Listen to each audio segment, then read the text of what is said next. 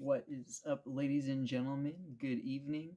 Today I bring to you Autumn. I am Ryan. Thank you for clicking Reptile Guys. Today we're going to talk about the complete 2023 Boa Constrictor care sheet. And with that, let's roll the intro.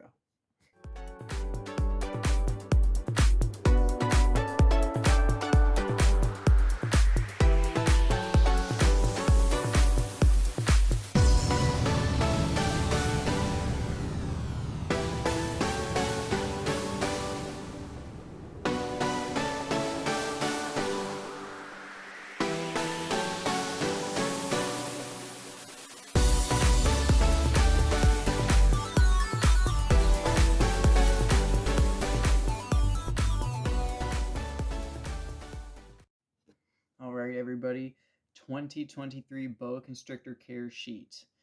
I can't even begin to start on how excited I am to go over this care sheet, especially for boa constrictors, among all other reptiles, because boa constrictors are probably one of, if not the best pet reptile you can get in the entire trade, in my humble opinion. Now, let me break down to you exactly why, and that is going to be their care.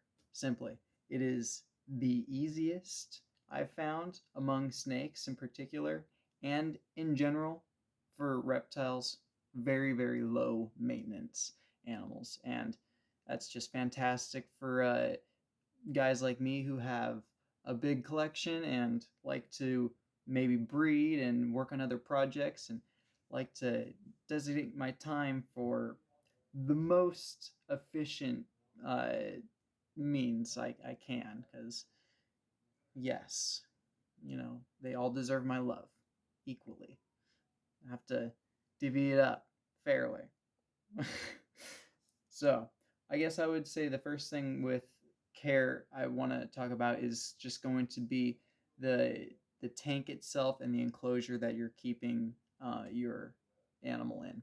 So, regardless if it's a glass tank, a plastic tub, or a big snake rack system, the ultimate goal here with these guys is just going to be hitting that perfect temperature and then the humidity that they require as well.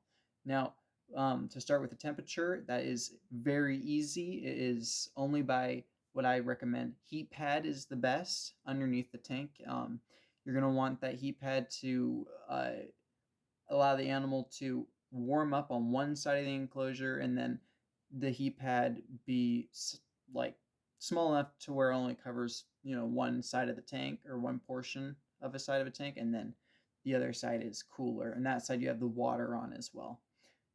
That will give a gradient for the tank, and it will allow the reptile to go through all of its natural processes, for digestion and then growth, shedding, and all the above. So yes, heat pad underneath the tank. No lighting. These snakes are nocturnal. They don't need basking lights or anything of that manner. UVB, I would say, is an option, because all life, does benefit from the sun. But again, snakes do receive that calcium and then D3 through the rodents that they eat. So, yeah, no lights. So for the humidity. Now, humidity is going to be, I would say, mostly maintained by the substrate and then the water bowl itself. Probably 75% of the humidity is going to be coming from that water bowl that you have. You want a water bowl that the snake can submerge itself into entirely. So it needs to be able to get its whole body covered in water and like submerge itself. Now, depending on the size and age of your animal, you're going to want to, take that into consideration on the size of water bowl that you provide for your pet. But generally speaking, a dog bowl is usually good for a snake, roughly this size. Anything under 4 feet, dog bowl size. And then as it gets larger, maybe a large dog bowl. as long as it can submerge itself. And I'm just using the dog bowl as frame of reference for the size, not actually what you should use. I would prefer a more naturalistic look myself. That's just me, but again, it's not always the most convenient thing for your your everyday hobbyist. You know, we can't all go all out and spend as much as we can to make our water bowls all look like rocks and wood pieces. So within your own means, just keep in consideration that the animal has to submerge itself. Now, that humidity range. I want the top end humidity to be 75-80%, and it doesn't need to be there for constant periods, like whatsoever. You want that humidity to drop, I would say, all the way down to 30, or even less, but temporarily, and you bring it back up. You can do this by fogging your tank, misting your tank, and again, you could also, what I do in my enclosures, I put, just because I'm in an arid area, low humidity, generally speaking, I cover my tanks with sheets of food wrapping, like the wrapping paper, but for food. It's got a layer of wax on the top of it, so no water can get through it. And I cover about maybe 80-75% of the lid of the roof of the glass tanks I have with that wrap, and it holds the humidity. But yeah, you want the humidity to fluctuate. Again, 75%, 80%, down to 30, and as nighttime, you want a day-night cycle, obviously, to simulate the wild as best as you can, because if you have sitting water and too much humidity, you could get respiratory infections. You want to avoid that. And if it's too low on humidity, you can see shedding issues. But again, if your water bowl is always full and clean water, you clean out your water bowl for your snake maybe every few days or so. If there's poop in there, obviously clean it out, but clean water constantly, then yes, your animal shouldn't have any shedding issues. So once it accesses water, that's hydration. So enough of humidity. Let's move on. So for the furniture and the substrate.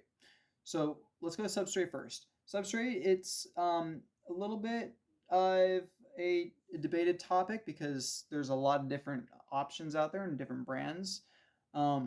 Personally, I prefer Eco Earth coconut fiber because it's good on retaining humidity, and it also traps, and like a cat's litter box, when the snake or your snakes, your animals, if they defecate, then it absorbs it like that, and less smell, less odor. I just said less smelly bad. Yeah.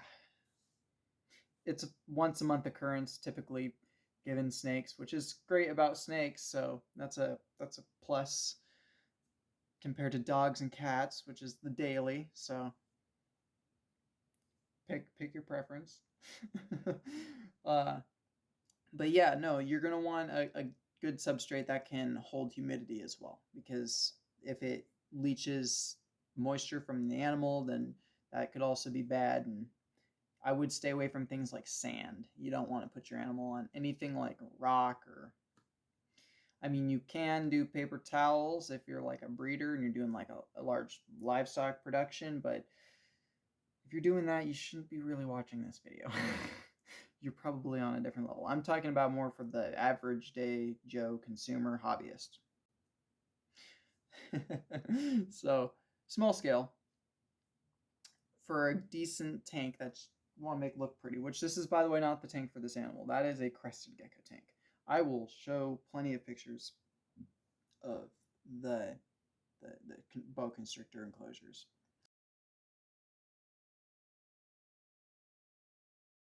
But again, yeah, that substrate, as long as it's a brand that's,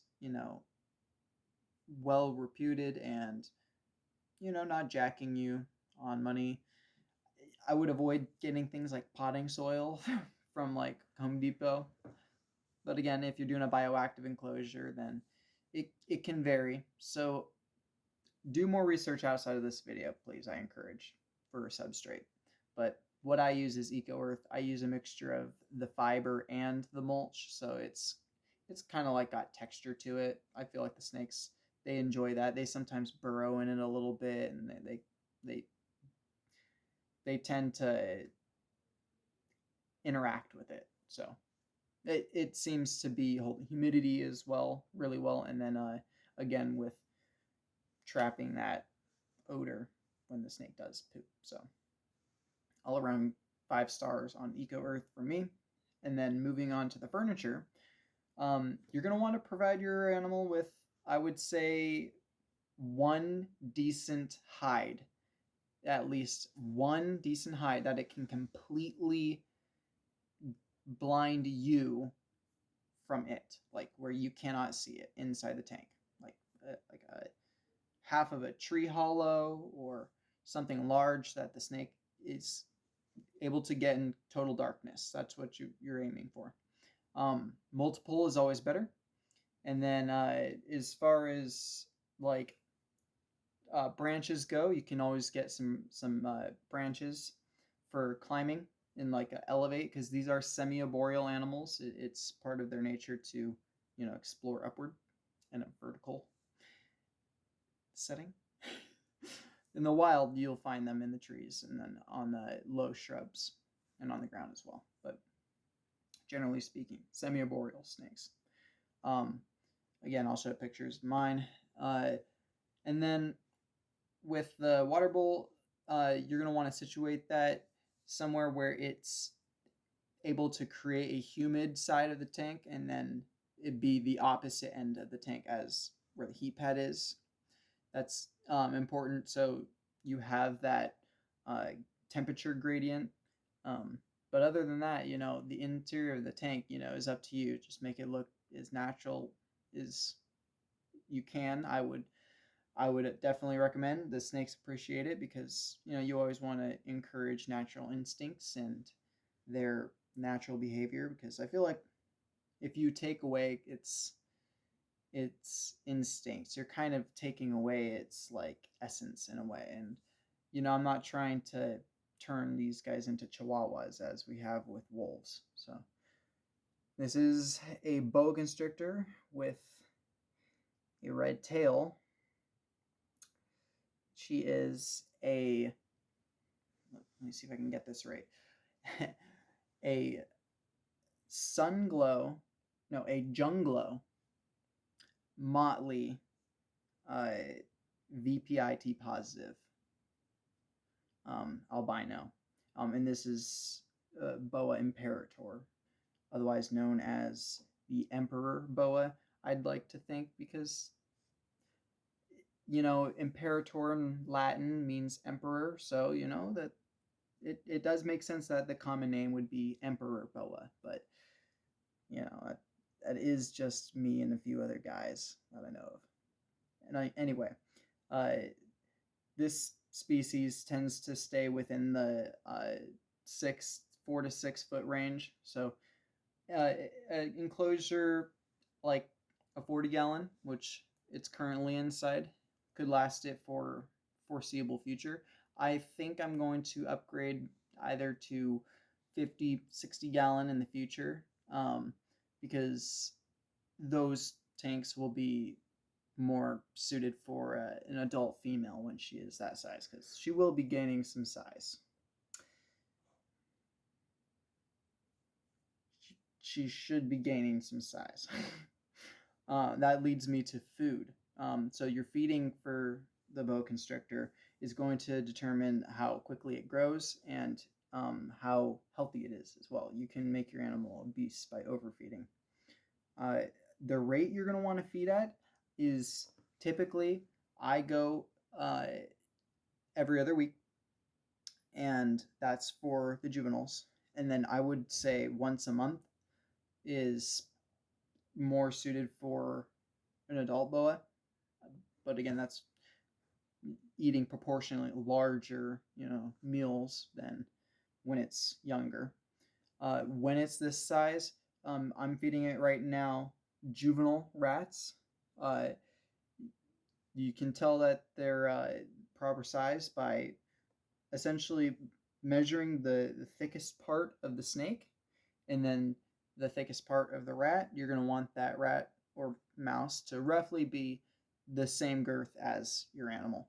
Now, for those of you who feed live prey items to your animal, know that those live animals, when they're alive, they're more fluffy and they look a little bit bigger and thicker than when they're already dead or wet and frozen thawed. So take that into account. Like, don't get a too small prey item because you think it's thicker than the snake. Sometimes those little rats they curl up and they look like a little fat ball, and you think, oh, there's no way the snake can get that down, but those guys stretch out and that fur lays down. Trust. Just you want to think like, I wouldn't want the rat or the mouse's head to be any larger than mine. My pet's head, my snake's head, not mine. If I've ever found a rat with a head bigger than mine, zombie apocalypse, man. I mean, I got the snakes. Okay, so I think that covers feeding. Yeah, so again, just to cover frequency, it's going to be every other week for juveniles, every month, once a month, that is, for adults. And this does kind of vary depending on the species. If you have a large animal like a boa constrictor, the true red tails, they get very large, 16 feet in some instances. I'm not going to speak on behalf of the care for those animals and those individuals just because I'm not in possession of any of those. And the feeding rate is obviously going to be a little bit different, and then the size of the animal as well. You're going to be feeding rabbits to those large animals, chickens even, and then again that rate is going to be a little bit different, I'd imagine, just because they're going to be growing for a little bit longer of a period, just because they do get bigger. So yeah, so we've covered the enclosure, we've covered feeding, temperature, humidity. What else is there? Well, I guess with handling, which is one of the best parts, you're going to want to read your animal. Now, this is touchy for me to talk about, I know, because some individual animals are more susceptible to being interacted with and not misbehaving, so to speak. So if you have a snake that's bitey, you can train it and tame it down, but some animals are just they're mean, and there's no way around that. And if you want to hold your animal and interact with it like on a such regular basis that you can just go in there pretty much whenever, you need to get that thought out of your head, because that will never happen. The thought that you can just go in there and take out your animal whenever you feel like it is nope. I mean, you can get away with it a lot of the time, don't get me wrong, but you're not going to want to ever take the snake out of the enclosure, say just after it ate, just before it's eating, and even if you're trying to, like, I suppose, breed it, you're not gonna.